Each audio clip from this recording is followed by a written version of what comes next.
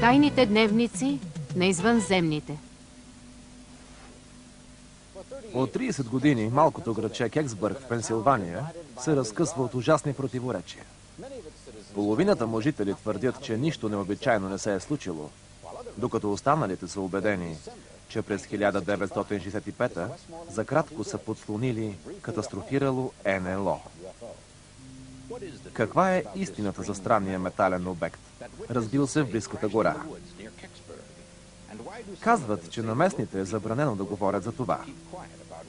Дали не са се сблъскали с строго секретен правителствен проект?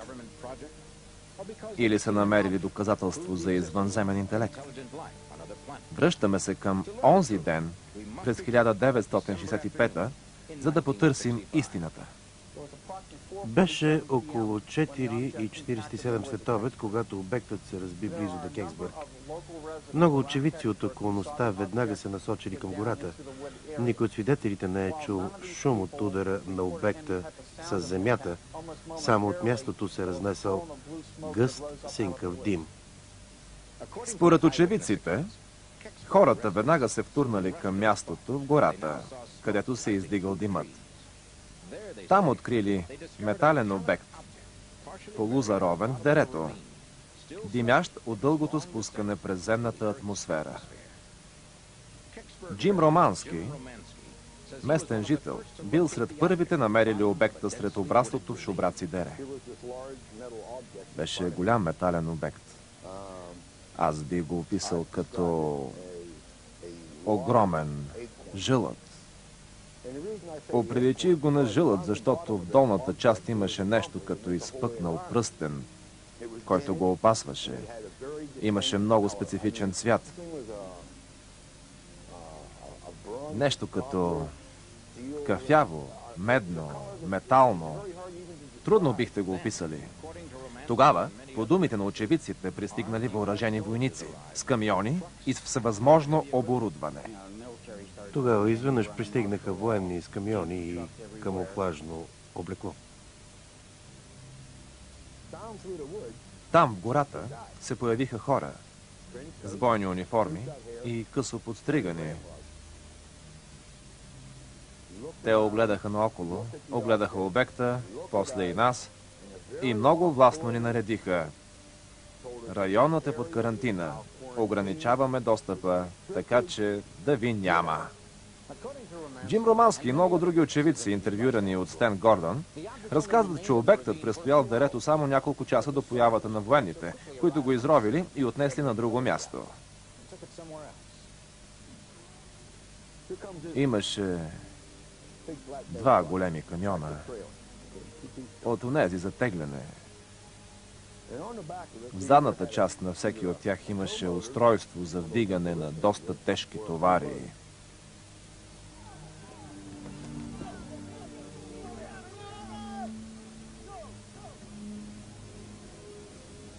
Отзад в карусерията бяха завързали здраво обекта от всякъде. Той имаше същите очертания, като на круша. И формата се виждаше добре под плътнището, защото обектът бе плътно обвързан.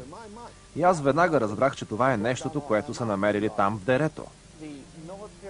Военният камион, натоварен с разбирия се обект, напуска Кексбърг още същата вечер.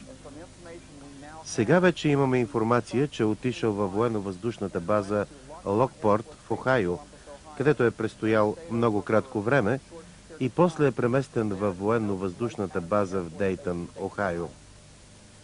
Много е вероятно правителството да е проследило обекта и своевременно да е уведомило силите за бързо реагиране, появили се на часа на сцената на събитието.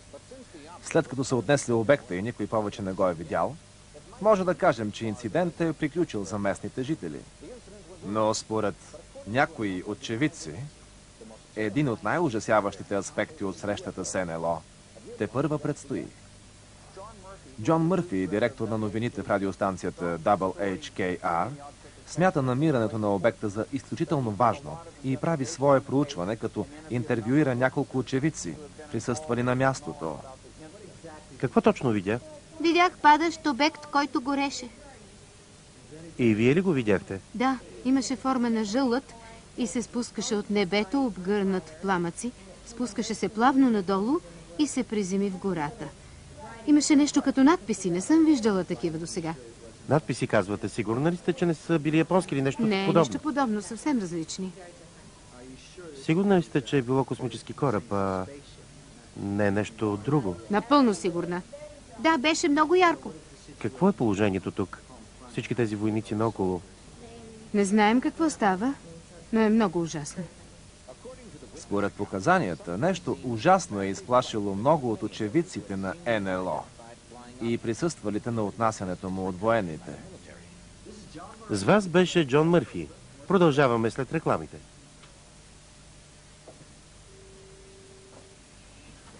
Здравейте, обажда се Джон. Здравей, Джон. Здравей, Сари, как си? Вчерашното интервю беше страхотно, представи се великолепно. Не искам да го излъчваш. Защо? Направих голяма грешка. Почакай, защо? Историята не е истинска. Какво? Какво? Хората правят грешки, нали? Аз бърках, съжалявам.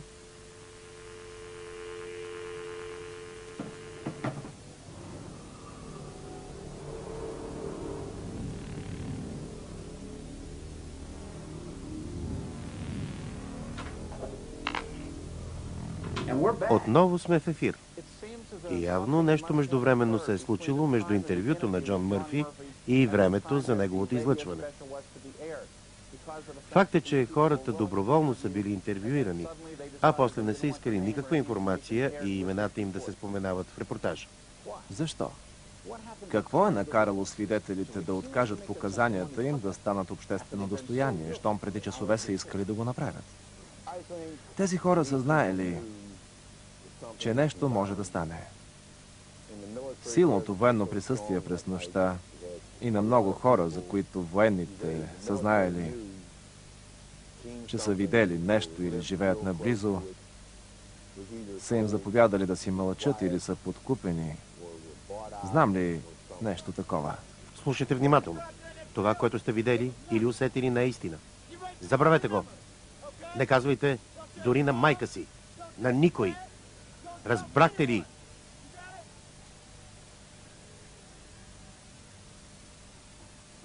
Правителството има официална политика за НЛО-та.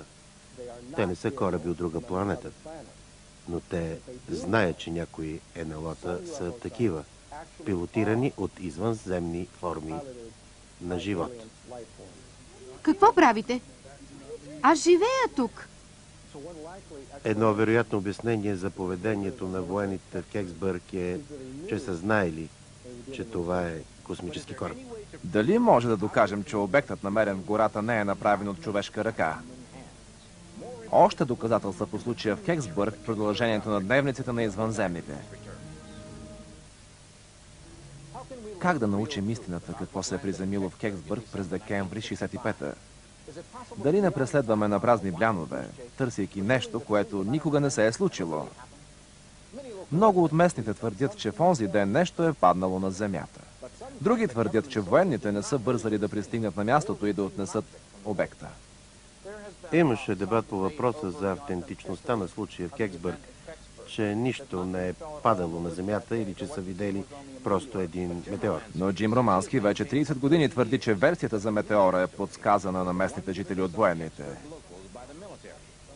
Какво по дяволите търсеха там тогава? Един каза: това е метеор. Ясно? Аз го погледнах и двамата се разсмяхме. Знаехме, че не е метеорит. Заедно с заповед за готово обяснение. Разбираш ли какво ти казвам? Добре. Надявам се да е така. Защото ако не ме послушате, ще ви убия.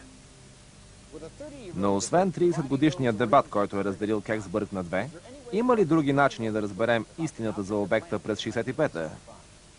Нямаме обект, който да изследваме.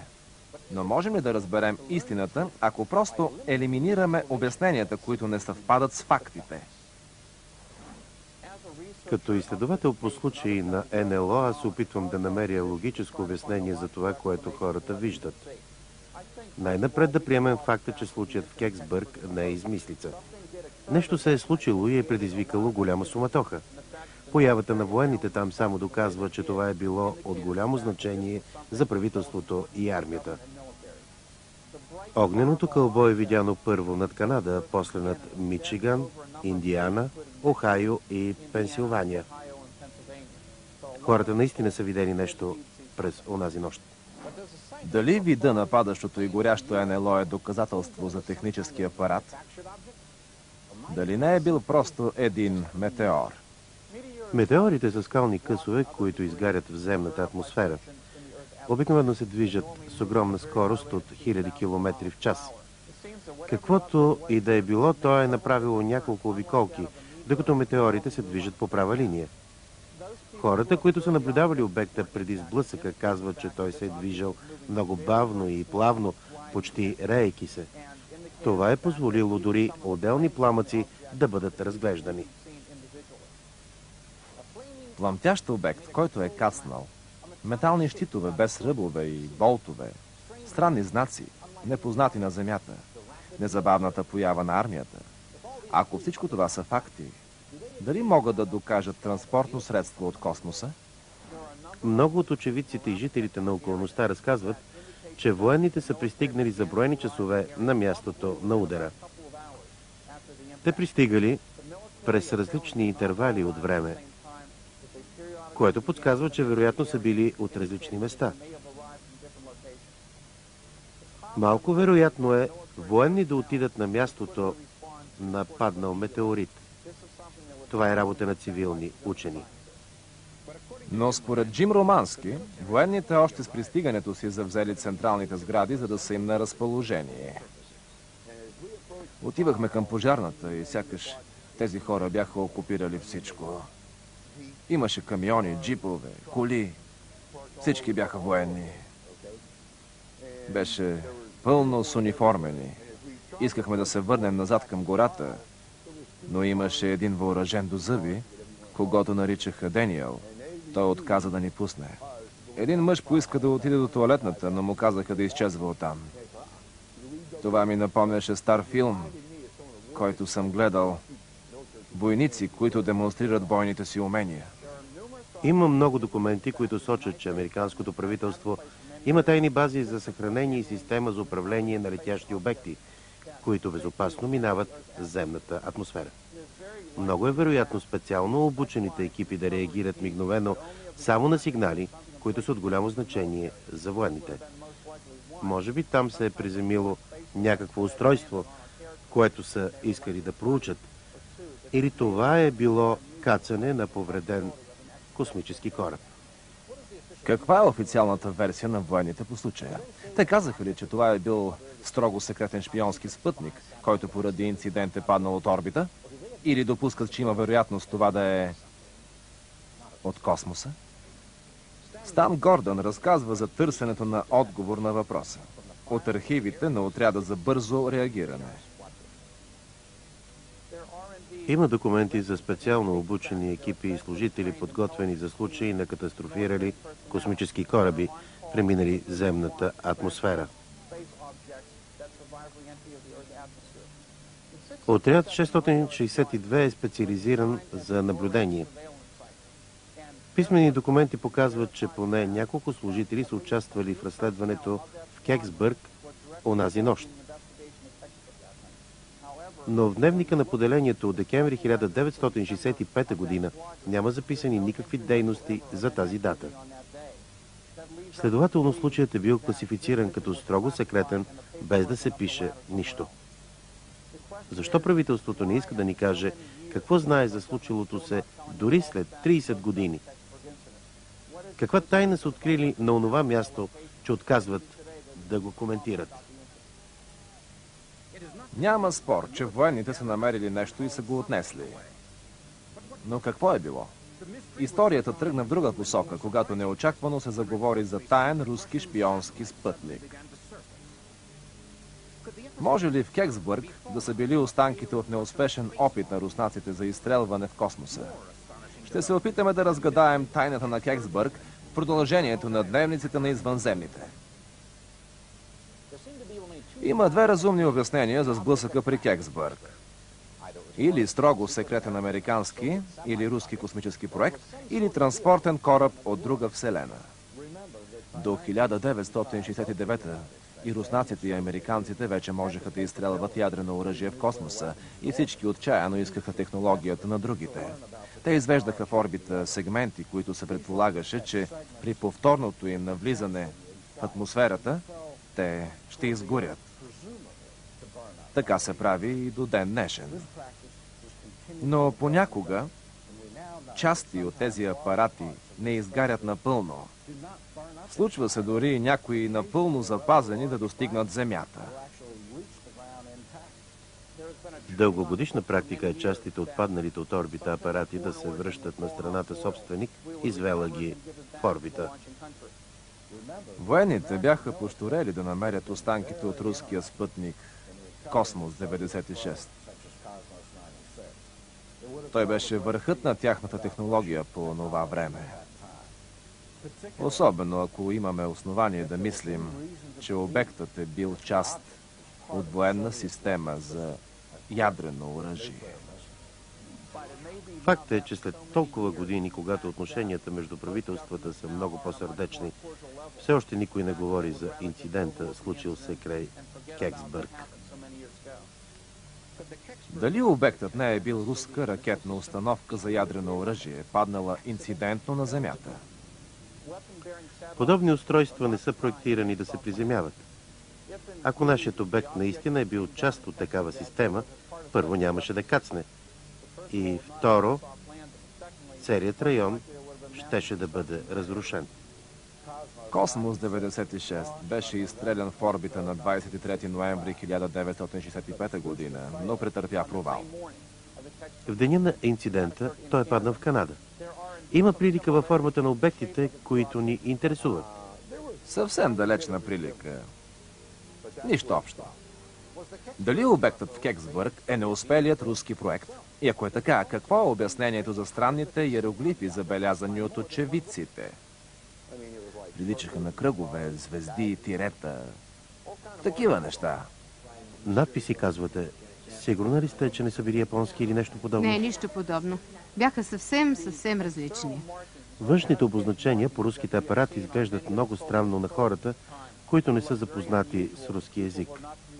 При повторното навлизане на обекта в атмосферата е възможно да има допълнителни обгаряния и отрасквания по корпуса и надписите да се изкривят. Баща ми е роден в Киев и може да чете. И пише на руски и полски. Отидох при него и го помолих да ми напише нещо на руски. Той ме попита какво. Отвърнах му каквото и да е. Руските букви, които видях, нямат нищо общо. Факт е, че Космос 96 е паднал на Земята в деня на инцидента в Кексбърг. Но дали това е неопровержимо доказателство, че става въпрос за едно и също нещо? Според Стен Гордън, все още не бива да вземаме категорично решение. Трябва да разгледаме възможността първо въпросният обект да е направен на Земята, може би с руски произход. Когато видиш снимките на руския спътник, направен от няколко части, веднага си казваш: не е това. Не. Вече 30 години се занимавам с машини и съм виждал най-различни, но не и нещо подобно. Изненадващо доказателство да ни каже откъде е обектът в Кексбърг. Второ, да е извънземен космически кораб. Продължението. Обектът, разбил се в гората край Кексбърг, Пенсилвания, предизвика много противоречиви спекулации в продължение на 3 десетилетия. Но накрая май ще намерим обяснение. Има много причини да вярваме, че въпросният обект през 1965 е бил руския спътник Космос 96. Още повече, че той наистина се е разбил на същия ден, но съществуват още няколко важни факта около спътника. Космос 96 е много по-малък от обекта, който свидетелите в Кексбърг описват, че са видели през онзи ден. Той е бил монолитен, не са видели нитове, болтове или шевове, нито пък устройства за приемане и изпращане на информация, характерни за руските апарати. Доклади на военния флот и космическия център потвърждават, че спътникът е навлязъл в земната атмосфера в 3 часа и 18 минути сутринта над Канада. Но без самият обект нямаме истинско доказателство. Възможно е да го съхраняват в някоя военна база, но... къде? Научихме за един опит да се проследи къде е обекта, но всичко свършило в задънена улица. Руското посолство няма информация Космос 96 или друг руски апарат да е катастрофирал в Пенсилвания на 19 декември 1965 година. Американското правителство заяви, че нито един американски апарат не е навлизал в атмосферата, нито оръжейна система е предизвикала инцидента в Кексбърг. Доклад на военните по специалния проекта Bluebird за разследване на НЛО-та твърди, че причина за инцидента е метеор, наблюдаван в много обширен район. Мисля, че хората, които твърдят това, просто лъжат. Да разгледаме отново обясненията по случая в Кексбърг. Може да отхвърлим небесно тяло или самолетна катастрофа и да видим какви други възможности съществуват. Било е НЛО. Най-вероятното обяснение е, че не става въпрос за човешко творение. Не съм виждала подобно нещо. Сигурна сте, че е било извънземен кораб? Напълно. Да, определено. От друга планета. Ако елиминираме тези възможности, стигаме до извода, че имаме работа с извънземен космически кораб. Разследването на случая в Кексбърг продължава. И докато не завърши, може би само да се спекулира какво наистина се е случило там. Нещо се е приземило в гората край Кексбърг през 1965 година. Военните са реагирали светкавично, намерили са обекта и са го отнесли някъде. Докато не се появи нещо ново по случая, разумно доказателство за обекта, каснал на 9 декември 1965 година, случаят може завинаги да остане една от необяснените загадки в дневниците на извънземните.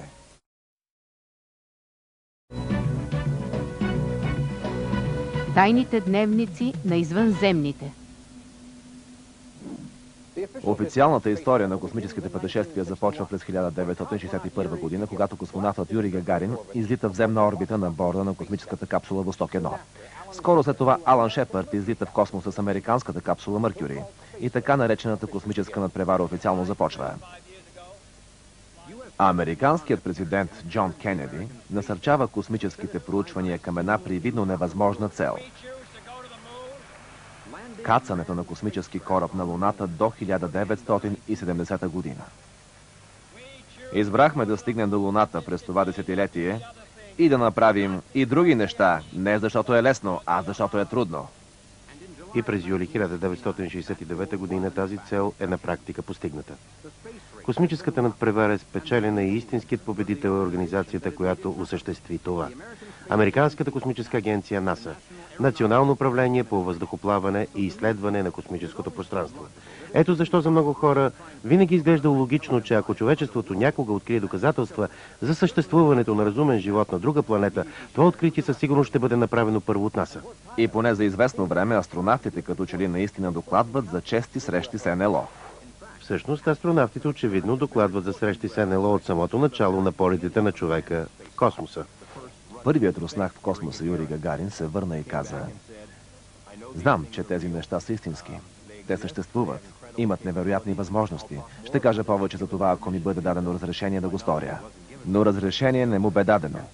И някои американци, които по-късно стават астронавти, докладват за срещи с НЛО по времето, когато изпитват експериментални самолети. Като се започне от началото на 60-те при изпитателните полети с реактивните самолети Хикс-15, някои пилоти, участници в програмата, заявиха, че част от мисията им е била да засекат НЛО. Изглеждаше като че ли съществува прозорец и някои от хората, работещи за НАСА, ще могат да говорят по-свободно по темата за НЛО, а в наши дни това сякаш не е така. И според множество източници, един от тези астронавти докладвал за срещи с НЛО е пионерът в космоса Гордън Купър, както по времето, когато е летец-изпитател, така и като астронавт на Мъркюри и Джеминай. И очевидно полага доста усилия, за да чуят историята и да му повярват. Мъркюри достига височина, която никое живо същество не е достигало. И ако някое живо същество успее по някакъв начин да се добере толкова високо, наша работа е да разберем за това. Господин Купър, какво ще кажете за липсата на кислород? Гордън Купър прави изявление пред ООН. Пише писмо, в което казва: виждал съм НЛО, смятам, че са извънземни и други хора също са ги виждали. И после, бум, нито дума в продължение на 15-20 години. Защо Гордън Купър внезапно престава да говори за срещите си с НЛО? Само защото никой не вярва на историята му. Изглежда странно, че един толкова добре обучен наблюдател и пилот като Гордън Купър докладва за срещи с НЛО, след което е изцяло игнориран от управлението, което го изпраща в космоса. Защо този смел изследовател на неизвестното изведнъж престава да говори за срещите си с НЛО? Мнозина изследователи на НЛО са убедени, че това е така, защото на Гордън Купър, а и на другите, им е било заповядано да мълчат и че тези заповеди са дошли от самата НАСА. НАСА дори се озова в неловка ситуация да усмива нашите собствени астронавти. Когато някои от тях се връщат от космоса и желаят да разкажат какво са видели и какво се е случило на Луната, или докато са били в орбита, НАСА ги кара да мълчат. Буквално ги заплашва. Ако предположим за момент, че всичко това е истина, излиза, че НАСА изпраща астронавти във високата атмосфера и после в космоса, и някои от тези пилоти виждат или докладват за срещи с НЛО. После, изведнъж, тези астронавти престават да докладват за такива срещи. Знам, че когато аз започнах да изследвам НЛО, писах до НАСА, получих адресите на всички американци, които някога са били в космоса, и им писах. На всички. Специално подчертах тази част за онези астронавти, за които се предполагаше, че са имали срещи в космоса, и попитах дали е истина. Нито един отговор. Нито едно писмо, което да казва: вие сте луд, оставете ме на мира. Абсолютно никакъв отговор. Разговарял съм с хора, участвали в космическите програми. Отговорът е: не би трябвало да се говори за това. Има множество доклади за предполагаеми срещи в космоса. Голяма част от астронавтите няма да говорят за това. Положението на НАСА и федералното правителство им позволява да наложат безпрекословно политиката си. НАСА има правила. Те могат да изпратят хората в затвора. Да ги поставят под карантина за неопределено време, ако са имали някакъв контакт с извънземни предмети или същества. Дали НАСА наистина притежава властта да наложи мълчание на астронавтите, видели космически кораб или същество от друга планета? И ако е така, защо?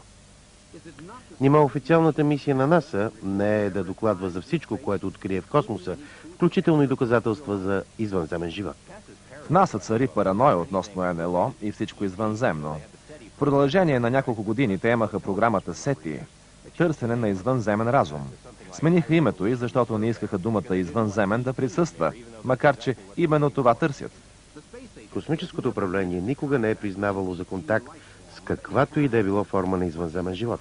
Ала възможно ли е истината да е била скривана в продължение на десетилетия? Ако НАСА разполага с убедителни доказателства, че нашите астронавти са имали срещи с кораби от друга планета, защо тази поразителна новина ще се пази в тайна?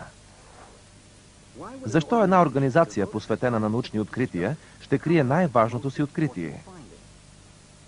Някои учени са убедени, че истинската причина е съвсем ясна. Известни са ми предположенията, че нашето правителство, както и други, отричат или прикриват доказателства за НЛО. Ако е истина, това е съвсем разбираемо. Възможно е да се опитват да предпазят някое високотехнологично откритие, върху което работят.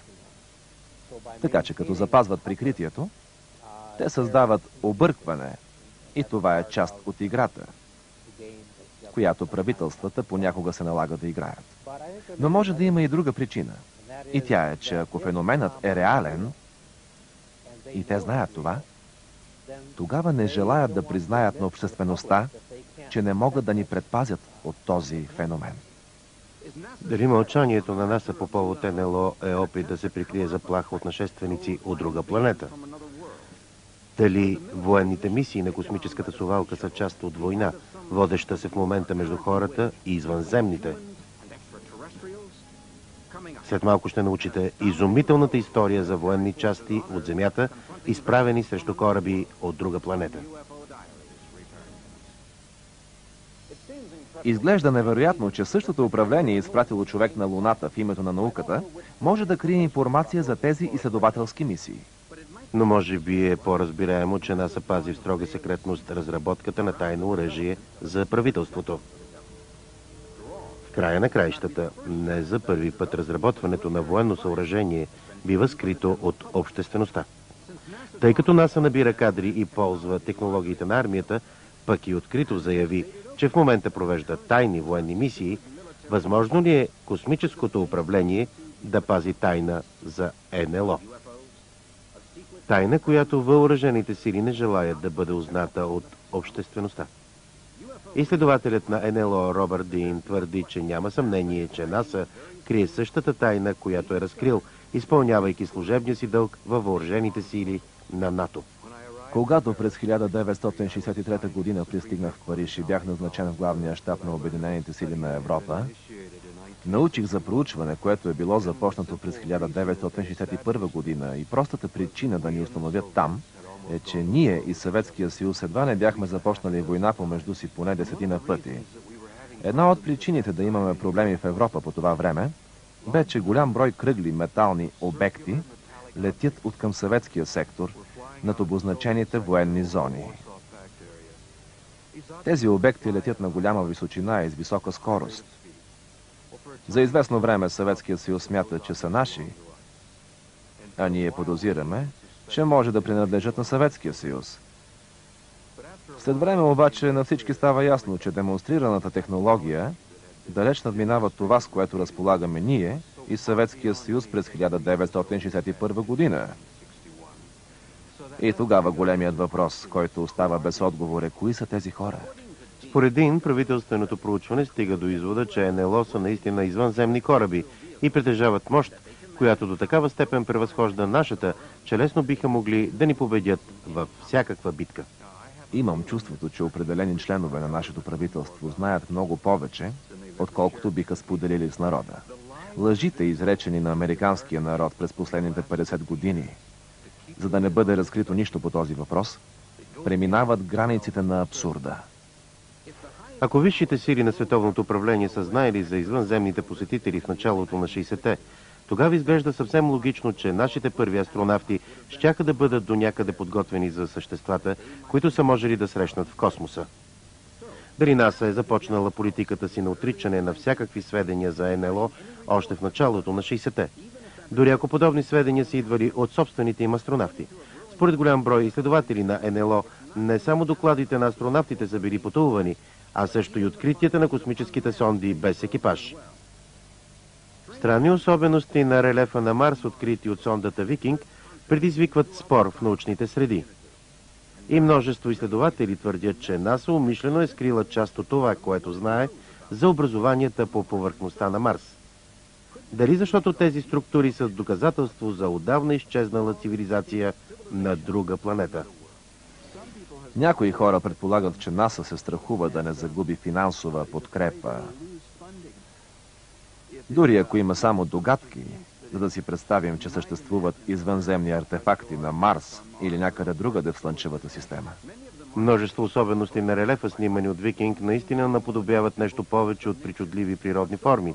Но до сега нито един служител на НАСА не е признал вероятността, че може да са артефакти, построени от каквато и да било разумна форма на живот. Алън Стенли Макданиел е провел едно от най-задълбочените проучвания по снимките на монументите на Марс и е убеден, че може би в НАСА има хора, които не казват всичко, което знаят. Учените от НАСА дадоха цяла поредица необосновани аргументи и погрешни разсъждения по тази тема, а аз вярвам, че тя заслужава сериозен поглед от сериозни учени. И някои учени действително гледат сериозно на това, но НАСА не им обръща внимание. Повечето спорове се водят относно тази фотография, която като че ли показва скулптура на човешко лице дълга 1 миля. Служителите на НАСА отхвърлят съществуването на лицето, като твърдят, че други снимки на същото място не показват нищо подобно. В продължение на повече от 17 години НАСА настояваше, че има втора снимка, на която лицето изчезва, което доказва, че всичко е само игра на светлини и сенки. В действителност не съществува втора снимка, на която лицето изчезва, И неотдавна НАСА призна това. Възможно ли управлението, чиято основна дейност е изследването на други планети, умишлено да скрие такова поразително откритие? Отначало изглежда, че светът скоро ще научи истината, когато космическата сонда без екипаж Марс Обзървър наближава червената планета за поглед отблизо. Но точно когато доближава планетата, сондата внезапно престава да изпраща снимки, очевидно получила някаква повреда. Някои изследователи на НЛО обаче твърдят, че сондата изобщо не е преставала да изпраща снимки, а поради някаква причина НАСА е попречила на обществеността да види резултатите. Някои дори твърдят, че сега НАСА редовно контролира публичните предавания от своите космически мисии, само за да попречи на широката общественост да види неща, които НАСА би предпочела да останат в тайна. Американският народ не може да седи тук и да гледа какво става. Има закъснение във времето, което позволява на хората в контролната зала на НАСА да редактират части от записа. Ако това е вярно, тогава някаква невероятна случайност позволява изумителни кадри от една космическа совалка да бъдат излъчени по американска кабелна телевизия. Този удивителен видеозапис и ужасяващата тайна, която кадрите може би крият, ще видите след малко. В момента работната сила на американската космическа програма е флотата от космически совалки на НАСА. Тези многократно използваеми кораби са извели в земна орбита много повече мъже и жени от всички останали космически програми взети заедно. И при мисиите за изстрелване на сателити или поправка на повредени космически съоръжения, совалките са се връщали на Земята с видеозаписи на своите пътешествия, продължаващи хиляди часове. Изследователите на НЛО твърдят, че някои от тези записи показват шокиращи доказателства за извънземни посетители на Земята. Преди няколко години имаше един полет с совалка, при който очевидно снимаха нещо, което беше наживо. Дайте ми само секунда и ще ви покажа целият запис.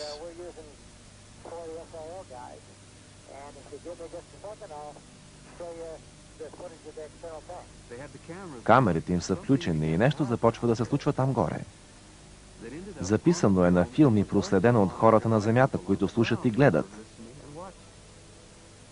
По това време видеосигналите от космическите кораби на НАСА редовно се предават за подбор от НАСА, кабелен телевизионен канал, достъпен за голяма част от Съединените щати. Беше неловко за НАСА, защото хората, които гледаха на живо, видяха нещо, което сочеше, че става дума за НЛО. Може би извънземни кораби. И някои ентусиасти, запалени по космическите полети, записват кадрите, убедени, че са уловили среща между космическа совалка и НЛО. Но дали не съществува някое по-просто обяснение на тези странни снимки? Учените заявиха, че НАСА проучила видеозаписа и обяснила, че на кадрите се виждат единствено ледени кристали, които се образуват, когато совалката изхвърля отпадъчна вода в изключително студения космос. И така, когато тези ледени частици попаднат на пътя на отработените газове от двигателя на космическата совалка, тяхната посока на движение значително се променя. Убедени сме, че доктор Джак Кешиър ще стигне до същите заключения, които направихме ние в НАСА, че това са ледени кристали и нищо повече. Видях предположението, че тези обекти са ледени частици, както твърдяха 4 учени от НАСА, и за да бъда прецизен от научна гледна точка, ги накарах да докажат, че това наистина са ледени частици близо до совалката. Но те не можаха да го сторят. Ъгълът бе погрешен, скоростта също, и ако бяха ледени частици, щяха да се движат по различен начин от заснетия на филма. И щом не са ледени кристали или ледени частици, не остават много възможности. Не можеха да са метеори, защото те не променят посоката си. Сателитите и космическите отпадъци също не променят посоката си. Единствената възможност е да са били разумно движещи се в космоса кораби, отдалечаващи се от совалката. И тогава има 2 възможности, за да са или земни, или извънземни по произход. Смятам, че можем да отхвърлим възможността да са били управлявани от хора, защото ако са били на повече от 10 мили, което според мен е доста вероятно, тогава ускорението ще смаже пилота. Ако анализът на доктор Кешиър на видеозаписа е правилен и обектът, забелязан да променя така драстично посоката си, наистина е кораб по друга планета, тогава други особености на кадрите придобиват ново и ужасяващо значение. Какви, например, са тези тънки бели черти, които като че ли бележат линия от точка на Земята до един НЛО? Разбира се, едно от възможните тълкувания е тези обекти, тези черти да са бойни ракети, изстреляни по космическия кораб. Ако наистина са бойни ракети, тогава ясно се вижда, че корабът бързо сменя посоката си и ги избягва съвсем лесно. В средата на 80-те се предполага, че американската армия започва работа по изпращане в орбита на оръжие за стратегическа отбранителна инициатива, за да защити определени нации от нападения с ядрени бойни ракети на други нации. Възможно ли е видеозаписът от космическата совалка да разкрива, че истинската цел на инициативата не е била да защити земните жители едни от други, а от заплаха извън тази планета? Ако филмът, избегнал подбора на кадри от НАСА, показва това, което трябва да показва, значи имаме основание да смятаме, че извънземни посещават Земята. Някой може би стреля по тях и ако е така, те съвсем лесно избягват тези толкова модерни оръжия. Това ли е тайната, която според някои учени НАСА е скрила? Че нашият свят е във война със същества от друга планета? След малко ще чуете за тази шокираща вероятност. Доказателствата, представени от малка група изследователи на НЛО, може да изглеждат недостатъчно основание за отправяне на обвинения към такава престижна организация като НАСА. Ами ако твърденията на тези учени са верни, възможно ли е НАСА действително да е скрила информация от жизнено важно значение? Да е пазила тайни от хората, които са финансирали и подкрепили нейната работа? И ако е така, защо? Възможно ли е да смята, че ще настъпи паника, ако хората повярват, че сме във война със същества от друга планета? Видеозаписът наистина навежда на мисълта, че там горе е използвано някакво модерно оръжие. Има и друга касета от същата мисия на совалката, която показва странно движещи се обекти и от движението на камерата се разбира, че НАСА следи един от тях отблизо. Близкият план на един от тези обекти показва, че има триъгълна или делта форма, много подобна на формата, която описват очевидците на НЛО от Земята. Наистина изглежда има интересни на вид обекти високо в небето. НАСА знае това и очевидно проследява поне един от тях. Дали небето над главите ни е пълно с потенциално враждебни НЛО? Възможно ли е, щом веднъж излезе в космоса, никой повече да не може да отрече съществуването на НЛО?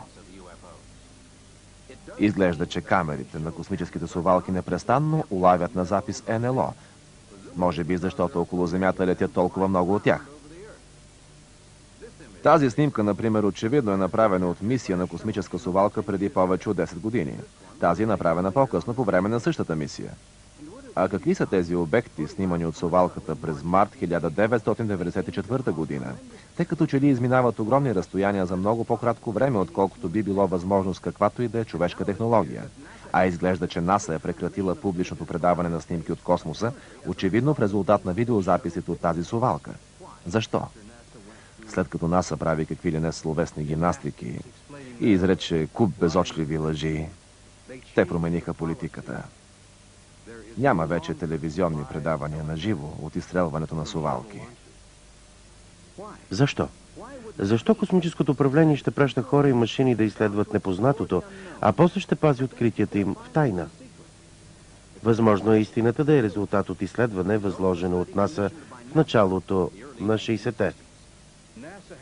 В основни линии НАСА помоли института Брукинг да предложи някои решения, мисли и коментари относно изводите за бъдещето. За това, какво ще се случи, ако ние открием и научим реалността на извънземния разум? Мнозина вярват, че това изследване е основата за прикриването на НЛО, защото сочи, че контактът с напреднала цивилизация може да доведе до унищожението на нашите социални институции. Всъщност, това проучване на института Брукинг предупреждава, че в хода на човешката история различни култури са се разпаднали, когато се е наложило да се свържат с непознати до тогава общества. Не мога да съм 100% сигурна, че има истинско прикриване и голяма тъмна тайна, която правителството на Съединените щати се опитва да скрие, но ако има такава, моето мнение е, че това е свързано с сегашното статукво. И доколко ще пострадат нашите социални институции, ако изведнъж ни бъде казано, че не сме сами и тези същества са по-напреднали от нас? Дали някога изобщо ще разберем колко много или колко малко знае нашето космическо управление за извънземните посетители? Може би много скоро отговорът ще бъде открит или пък това завинаги ще остане един от многото въпроси без отговор. В тайните дневници на извънземните.